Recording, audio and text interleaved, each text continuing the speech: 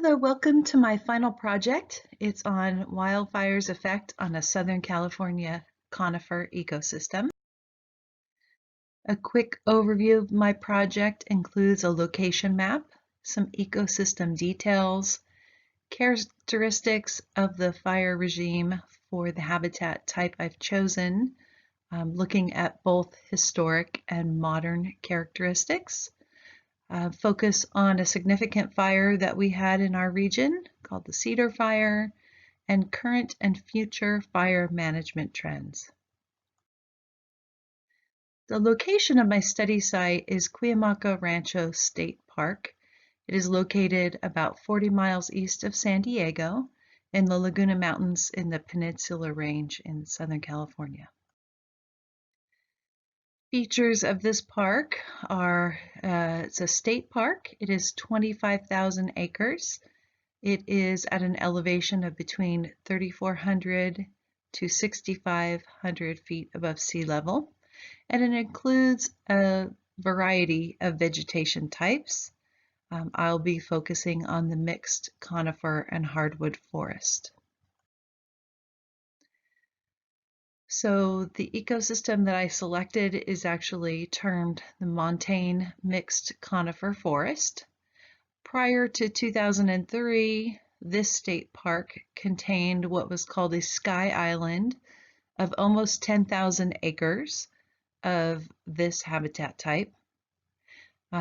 Again, we had this significant fire event in 2003. And today only small patches of that original habitat type remain. They're estimated at about 173 acres. There's currently restorations underway to restore this ecosystem. On the map, you'll also see some significant features within the park. We'll be looking at some historic images of some of these areas. Some of the fauna that's found in the ecosystem are ones that are familiar throughout Southern California and a lot of the West. We have our mountain lions, the southern mule deer, Steller's jay, white-eared pocket mouse, bobcat, coyote, Nuttall's woodpecker, and monarch butterflies as a few interesting species out of the habitat. A variety of trees exist in a montane mixed conifer forest in our local mountains. They include a number of pine species, which is unusual in our region. We have the sugar pine, the ponderosa pine, Jeffrey pine, coulter pine, incense cedar, white fir, canyon live oak, black oak, and in a number of the studies, the Jeffrey pine and the ponderosa pine seem to be transposed. Some research that I did showed they're very, very similar in appearance and very difficult to separate.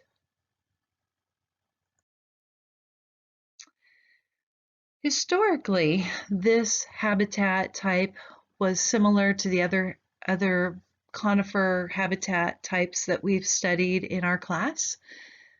We have evidence of pre-suppression having kind of these open understories and a number of small dense patches.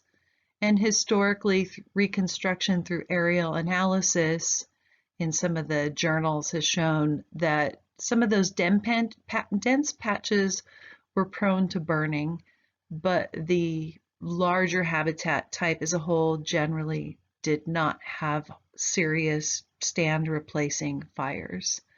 There has been some dendrochronology studies for this habitat type in Southern California, and generally they show that trees live for several centuries. There is usually evidence of a number of understory surface fires and generally a lack of damage to the overstory. And I really liked this image. This is from the Stonewall Mine area. This area was an early gold and silver mining area, and this was taken somewhere time between 1867 and 1877. And in the background, you can see a number of these large trees with this kind of open understory. Another couple views, again, right about when fire suppression practices are starting. A historic view of Lake Cuyamaca in 1907 and an aerial view in 1921. Again, you can see this kind of mixed tree species, generally open understory, pretty loosely spaced apart. With the modern characteristic fire regime and the effects of fire suppression on this habitat, fire has been much more severe when it's happened. It's been estimated that 2 or more low to moderate fire cycles were missed, leading up to the cedar fire that happened in 2003. Stand overcrowding led to aggravated drought-caused mortality before that fire, and in areas that didn't burn. And generally, that kind of overcrowding and leads to trees that are more susceptible to insect and disease attacks. And a dense forest creates ladder fuels and an abundance of biomass from the dead woody material that's left behind. So you can see these views. The last page had a quick view of that Stonewall Mine area. These are areas out of the campground taken in the 1960s. You can see these very dense stands in this area, much different than those early photographs, and reflecting the fire suppression strategies that have been in place. So kind of reconstructing that change over the last 50 and 100 years. The 1907 view, again, includes that mixed tree species and an understory that's pretty open and clear. 1960 view of that same general area, you can see that there's a large number of pine trees that have filled in. You have less openness down below that tree canopy and a much more dense tree canopy. And then here's a view of that same kind of mountain area in the backdrop to pinpoint. And you can see this was taken after the 2003 cedar fire. And you'll notice on the mountains that there's very little tree establishment. Along the edge of the lake, there's a number of vacation homes and permanent homes. Those were defended by local firefighters, so the trees in those areas did not burn as readily. They probably also had access to more hydration from being on the edge of the lake. So looking at that 2003 cedar fire event, it was a stand replacing fire for many of our local forested areas. October 25th, 2003, the fire started and ultimately burned 279,970 acres. It was the largest map fire in the history of California. Historic suppression encouraged those dense stands of conifers and a ladder fuel structure and additional biomass from a lot of the dead and woody material made this a very hot, fast-moving, stand-replacing crown fire. And there's some views of it coming down into the hills where you starts hitting the population, and just the intensity of it along the roads in the state park. I really like this map. This map showed a lot mapping prior to the fire, and then the black patches were the patches that survived the fire. There's a number of pine species that we already talked about, and they have a number of adaptations to fire. Those include rapid taproot growth, early development of insulating bark, terminal bud protection, self-pruning branches, high crowns, and high moisture content of the needles. And in a typical fire, those should have been enough to help these stands survive the fire. But because this was such an intense fire due to dense growth, high fire temperatures, low ambient moistures, and now post-fire few remaining surviving trees that they have not been able to reestablish. So here's an interesting series of aerials. These are all taken from Google Earth. So prior to the 2003 fire, you see this more densely forested pattern in the area. After the 2003 fire, you can see that the whole general area has been burned badly. Very small patches of montane mixed conifer forests remained after this fire. The estimates are 2% of the pre-cedar fire stands remained within the state park. And then this is a recent view. This is taken from 2018. The good news about this fire, it's helped local land managers and ecologists understand how to manage forests like this better and start to put strategies in place both at the local level and at the state level to manage them differently. Post-fire regeneration is dominated by shrubs and resprouting oaks. There is a long-term restoration effort of this ecosystem in place right now. So issues related to this ecosystem are, of course, restoration funding and the ongoing activities, balancing restoration with recreational use, drought cycles, pest and disease cycles, climate change, and updated fire management policies and goals. The current restoration project intends to plant 1 million seedlings across 10% of the park. They're placing these in strategic locations, and the idea is that the seeds will spread to nearby areas as those trees establish. It is a collaboration between California Department of Parks and Recreation and California Department of Forestry and Fire Protection. And the project uses 100% native tree species, and those are based on historic tree species surveys and watershed-specific propagation.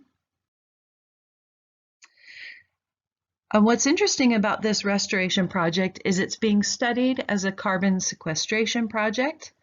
It has been registered with the Climate Action Reserve, and it will be the first public lands and reforestation project to achieve this designation if it's approved. Ongoing, concerns with climate change include droughts, warmer temperatures, variations in the climate cycle. Those are expected to continue. Pest and disease outbreaks are also expected during those times of droughts when the trees go into stress. So some of the changes that this fire brought about is a number of fire management changes in the way the state parks are being managed, both within the Cuyamaca Rancho State Park, but also the adjacent Cleveland National Forest, which was also badly burned in this fire.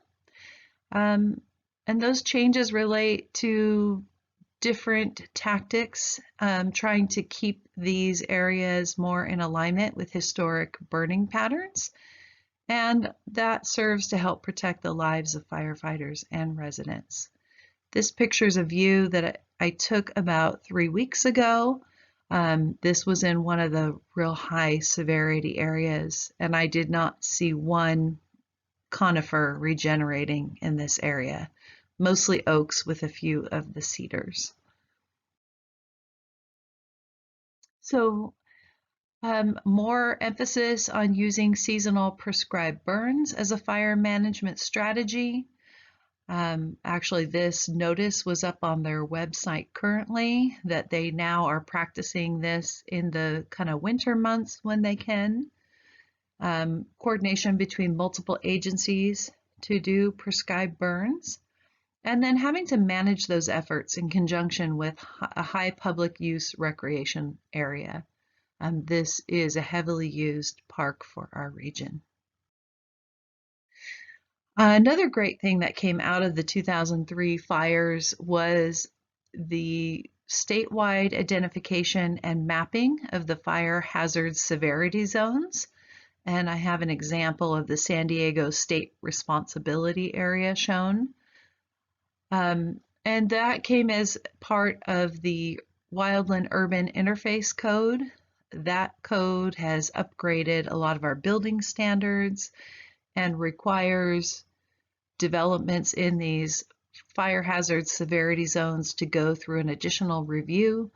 That fire department gets involved in looking at the building and the landscape plans to try and ensure defensible space has been created.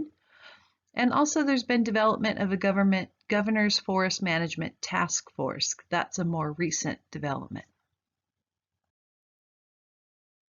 One of the things that I thought was really interesting is the state is working more closely with public and neighboring property owners, both by providing education in the form of home hardening and defensible space guidelines, but also allowing access onto state lands for fuel modification or thinning of brush to protect adjacent private parcels. And in looking at this form, this is a pretty straightforward form. Generally, getting access from an agency or a municipality to thin brush that you don't own, especially if there's biological resources in that, starts triggering big environmental processes.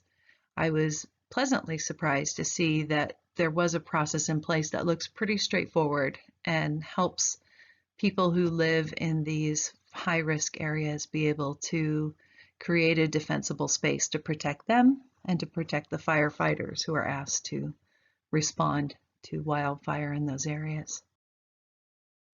So in conclusion, managing the effects of wildfire will have increased importance with the anticipated climate change impacts to our region.